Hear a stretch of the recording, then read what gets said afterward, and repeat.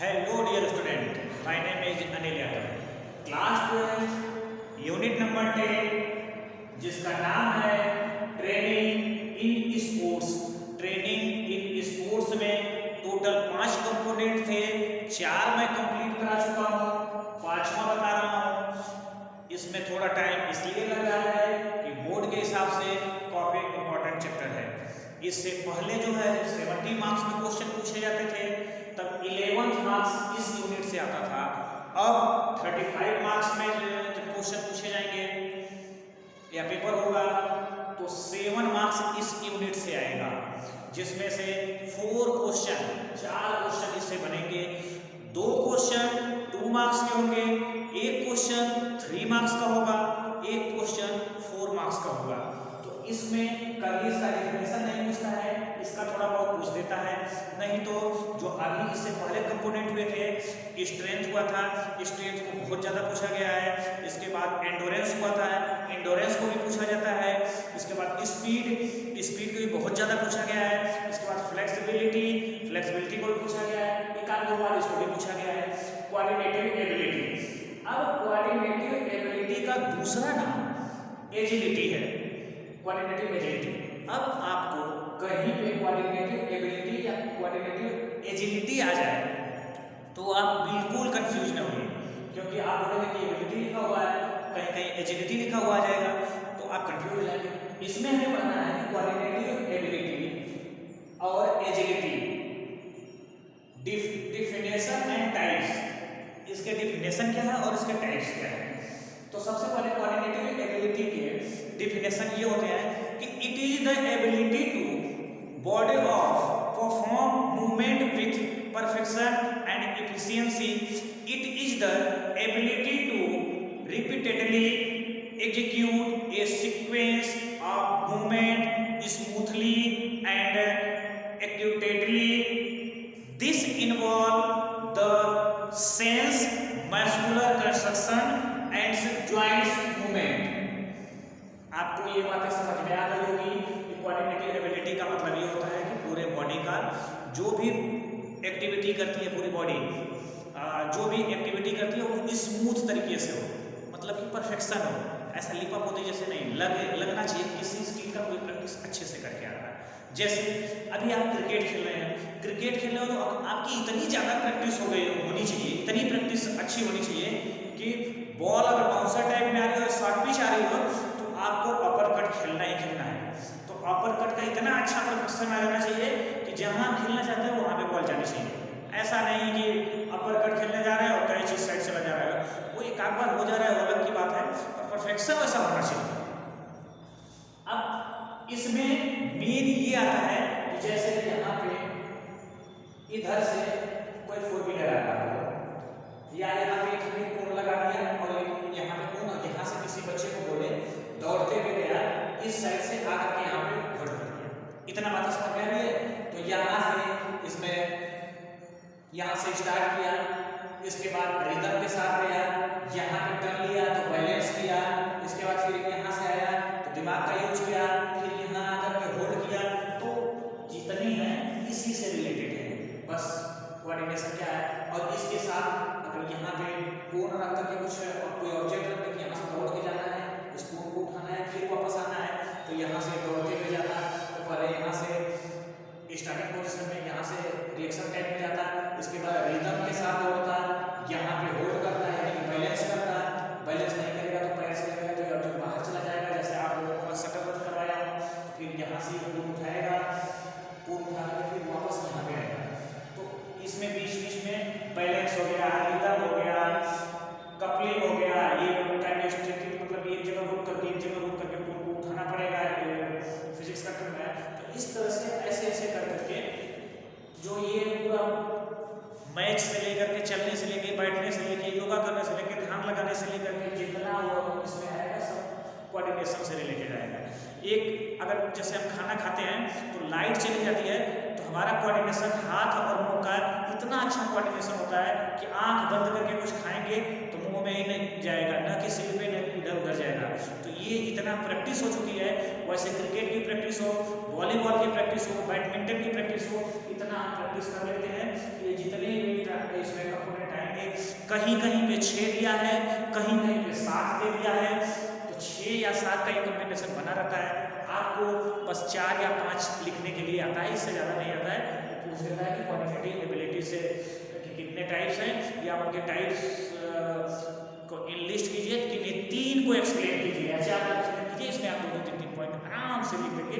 3 marks कहीं नहीं गया, 4 मार्क्स कहीं नहीं गया, इस बार 5 मार्क्स का क्वेश्चन नहीं आने वाला। क्लियर? तो अब पहले नंबर पे आता है एडाप्टिव एबिलिटी। अब एडाप्टिव से नाम से ही पता है, एडॉप्ट करना, एडजस्ट करना। जैसे ये बताइए ना, यहाँ से कोई 4 व्हीलर आ गया, पैदल इधर से जा रहे हैं, आप भी सीधा बीच रोड से जा रहे हैं, ये भी बीच रोड से आ रहे हैं। जब कुछ नजदीकियां रह जाएगी तो आप इसको देख करके लगेगा कि नहीं एक्सीडेंट हो जाएगा, तो आप क्विक मूवमेंट में एक्साइट हो जाएंगे। ऐसे आप 4 व्हीलर से जा रहे हैं, आप 2 व्हीलर से जा रहे हो, उधर से 4 व्हीलर आ रही है, तो 4 व्हीलर वाले अपने नंबर से आते हैं, तो थोड़ा सा या आप पैदल दौड़ते हुए जा रहे हैं उस पोजीशन में। ऐसे ही स्पोर्ट्स में फुटबॉल आप ड्रिबलिंग करते हुए लेके जा रहे हैं, सामने से कोई प्लेयर आ गया, तो उस टाइम में आप क्या करेंगे कि देखते आपको लगेगा कि नहीं सामने से वो बॉल छीन लेगा, तो आप क्विक मूवमेंट में दूसरे साइड चले जाएंगे। तो ये एडाप्टिव नाम से ही पता है भाई। ये डायरेक्शन, इसमें जो भी है डायरेक्शन चेंज करने वाली बातें हैं। एडाप्टिव में क्या होगा, डायरेक्शन चेंज करने वाली बात है। दूसरे क्या आता है बैलेंस का मतलब ये होता है कि बॉडी को किसी भी पोस्चर में होल्ड करना। इसमें योगा और जिम्नास्टिक आता है। आप जिम्नास्टिक वालों को देखे होंगे, एक इंडिया की बहुत अच्छी जिम्नास्ट है जिनका नाम है दीपा कर्माकर। आप देखे होंगे कि एक टेबल पे पतला सा रहेगा, उसके ऊपर अपनी एक्टिविटी को परफॉर्म करती हैं, पता नहीं चल पाता है, लगता नहीं है कि वो टेबल के ऊपर कर रही है। इतना स्मूथ, इतने अच्छे से उनका बैलेंस बना रहता है कि एक पैर पे बैलेंस बनाना है, टी बनाना है। योगा में वो इससे पोजीशन आ जाता है, तो वो तो उच्च लेवल पर हो गए, और इधर थोड़ा छोटे लेवल पर जाएंगे। तो मेन ये माना जाता है कि बॉडी को एक जगह खड़े करके बैलेंस बनाना, ये बैलेंस कराना है। एक जगह खड़े होकर के दौड़ते हुए बैलेंस बनाना, गेम खेलते हुए बैलेंस बनाना। पता चला कि फुटबॉल लेकर के ड्रिबल करते हुए जा रहे हैं, सामने से कोई प्लेयर आ गया, बैलेंस नहीं बना पाया, गिर गए। तो ये बैलेंस वाला आता है। इसमें मेन आता है योगा और जिम्नास्टिक। सेम रिदम से रिलेटेड है। रिदमिक इसका डिफिनेशन इसलिए ज़्यादा नहीं बता रहे, पूछा नहीं जाता है, नहीं तो फिर डिफिनेशन बताने बहुत लेते हो जाएगा।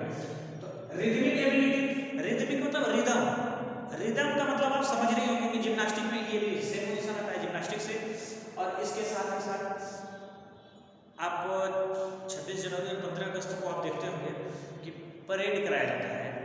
दिल्ली में भी कराया जाता है परेड, और अपने स्कूल में कराया जाता है, पुलिस लाइन में कराया जाता है, जो एक रिदम के साथ परफॉर्म करते हैं।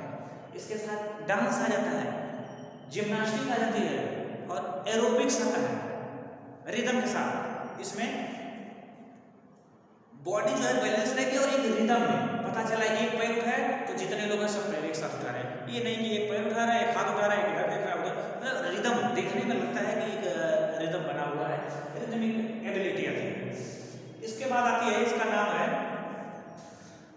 कपलिंग या कॉम्बिनेटरी, दोनों नाम इसी का आता है, कपलिंग या कॉम्बिनेटरी। और ये कब आता है? कपलिंग मतलब नाम से ही स्पष्ट है, कपलिंग कपल, दो लोगों के साथ जो एबिलिटी परफॉर्म की जाती है। कोऑर्डिनेशन पहले से ही बताया गया ना कि कोऑर्डिनेशन रखना है अच्छे से, तो कपलिंग मतलब दो लोगों के साथ। अब दो फुटबॉल का मैच हो रहा है, तो जो फ्रंट साइड में खेलते हैं,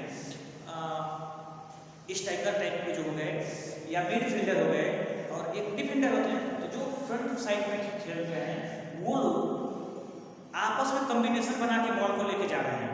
या तो अकेले जा रहे हो तो फुटबॉल में फुट का मूवमेंट जो है वो आपका किस टाइप से है, पता चले दूर से ही कोई देख रहा है, आप रेसलिंग कर रहे हैं या ताइक्वांडो खेल रहे हैं, उस टाइम में आपका फुट का क्या मूवमेंट है, आराम से खड़े हुए हैं, या कबड्डी में जा रहे हैं आराम से खड़े हुए हैं, या पैर का मूवमेंट तेजी से चल रहा हो, तो सामने वालों को जज करने में प्रॉब्लम होती है। अगर आराम से खड़े हुए तो जज करने में प्रॉब्लम नहीं होती है। तो फुट का मूवमेंट जो है किस टाइप का है, अगर फुटबॉल में जा रहे हो तो फुट का मूवमेंट और बॉल का कंट्रोल किस टाइप में है, पता चले कि थोड़ा सा टच किए बॉल को, कुछ दूर चली गई, आपका कंट्रोल है नहीं बॉल पे, तब फुट का मूवमेंट और बॉल का कंट्रोल आपका कैसा है,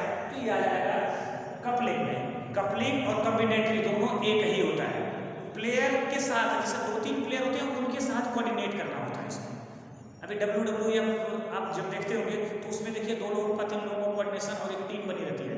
कबड्डी खेल रहे हो तो कबड्डी में एक साथ जो कैचर होते हैं, डिफेंड करने वाले प्लेयर, उन लोगों का कॉम्बिनेशन अच्छे से होना चाहिए। सेंटर का अच्छे से होना चाहिए और जो उधर लेफ्ट कॉर्नर या राइट कॉर्नर है उन लोगों का कॉम्बिनेशन अच्छे से होना चाहिए। अगर अच्छे से कॉम्बिनेशन नहीं हुआ तो उस टाइम पे कई लोग आउट होने के चांस ज़्यादा होते हैं। इसके बाद आता है काइनेस्थेटिक एबिलिटी। ये फिजिक्स के टर्म से आता है, जैसे कि ये फिजिक्स का वर्ड है। एक जगह खड़े होकर के आंख बंद किए, इसके बाद एक्सरसाइज करें तो आंख बंद करके कौन सा एक्सरसाइज कर लेंगे? रोप स्किपिंग। खड़े होकर के आंख बंद करके रोप स्किपिंग कर रहे हैं तो ये फिजिक्स का टर्म है। और इसमें खड़े होकर के एक अच्छे से उसमें जो इससे पहले बताया था डायनामिक और स्टैटिक्स, उससे रिलेटेड आ जाएगा। इसमें खड़े होकर ही मूवमेंट करना है, मतलब कोऑर्डिनेशन अच्छा रखना है। जो लोग थोड़ा सर्कस टाइप में दिखाते हैं ना कि खड़े होकर रस्सी पे चलना, खड़े होकर मूवमेंट करना, शरीर को तोड़ना मरोड़ना, तो जितना परफेक्शन आएगा वो काइनेस्थेटिक में जाएगा।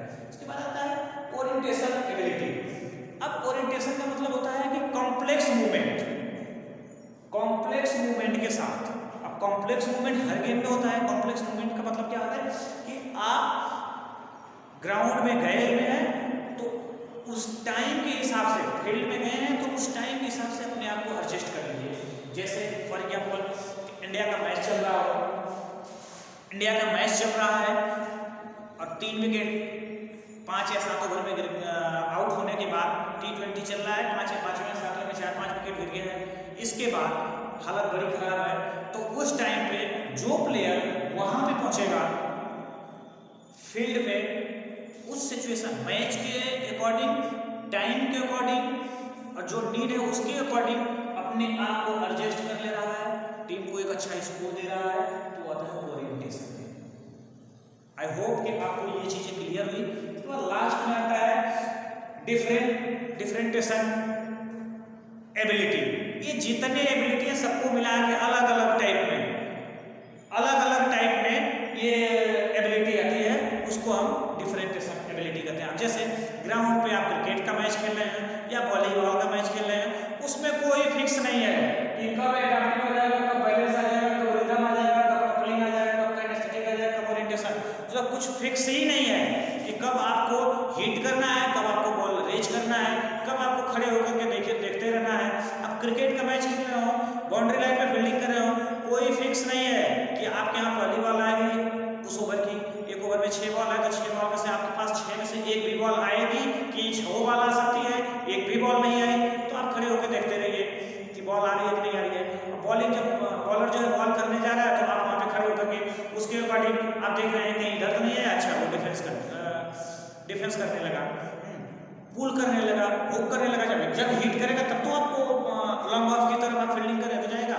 अब पता चला कि लॉन्ग ऑफ पे आप फील्डिंग कर रहे हैं, 1 सेकंड में फील्डिंग कर रहे हैं और वो अपर कट किया या कट किया तो लॉन्ग ऑफ वाले का तो कुछ होगा नहीं, यूज तो उसका है नहीं, बस तब भी वो रिएक्शन करेगा, 1-2 स्टेप आगे जाएगा, हो सकता है 2 स्टेप आप पीछे जाए, बाउंड्री लाइन के बाद एकदम सेट करके खड़े रहे, वो अकॉर्डिंग टू सिचुएशन काम करता है। अब 10-15 ओवर चल रहा है तो थोड़ा सा बीच में रहेंगे, लास्ट ओवर चल रहा है, 1 ओवर बचा हुआ या 2 ओवर बचा हुआ तो एकदम बाउंड्री पे चला जाएगा फील्डिंग करने के लिए। और जब बाउंड्री पे फील्डिंग करेगा तो उस टाइम पे अलग मोमेंट होगा, वो उसका ज़्यादा से ज़्यादा चांस होगा कि 4 या 6 रन बचाना है। 6 रन तो नहीं बचा सकता, 4 रन ही ज़्यादातर बचाने का चांस होगा कि बाउंड्री साइड में जाए तो आउट करने का ज़्यादा चांस मिलेगा। और जब शुरुआत होता है तो प्लेयर के ऊपर दबाव बनाते हैं। तो आई होप कि आपको क्लियर हो गया होगा कि ये इसमें जो है कहीं 6 कहीं 7 दिया रहता है। तो आपको strength, endurance, speed, flexibility, coordinative ability या कोऑर्डिनेटिव एजिलिटी, ये 5 कंपोनेंट अच्छे से तैयार होना चाहिए।